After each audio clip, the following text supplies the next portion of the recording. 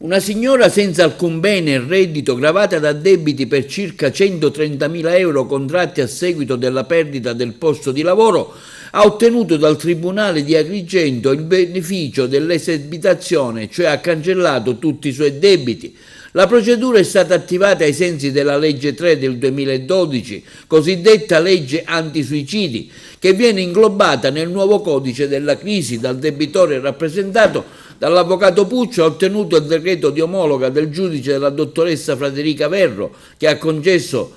il beneficio sulla scorta della relazione particolareggiata redatta dal professionista nominato gestore della crisi dell'Ordine dei commercialisti e degli esperti di Agrigento, Cristina Zicari. Così alla signora incapiente e sovraindebitata è stata data la possibilità di avere una seconda chance e per poter tornare a essere soggetto produttivo. Con grande soddisfazione l'organismo di composizione della crisi, meglio denominato come OCC, dell'Ordine dei dottori commercialisti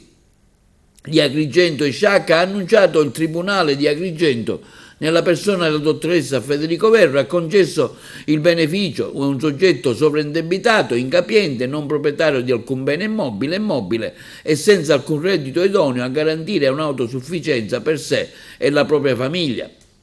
Si tratta quindi di un provvedimento emesso dal Tribunale di Agrigento. La procedura di esebitazione del sovraindebitato incapiente, prevista dall'articolo 283 del Codice della Crisi, spiega il referente dell'Ordine dei commercialisti, dottor Cerchia, è una misura di natura straordinaria che consentirà alla sola persona fisica sovraindebitata, ma meritevole, il beneficio di poter accedere per una sola volta nella vita a una procedura che gli consente di cancellare il proprio indebitamento senza nulla corrispondere ai propri creditori, qualora vengano rispettati rigidi criteri selettivi e sempre che essi permangano nei 4 anni successivi al provvedimento del giudice. C'è molta contentezza per questo risultato raggiunto, in quanto è una procedura permeata da finalità spiccatamente sociali che mira a consentire al non ambiente di azzerare un indebitamento che non avrebbe comunque potuto soddisfare e nel contempo vivere in modo dignitoso. Il dottore Cerchia, referente dell'Ordine dei commercialisti,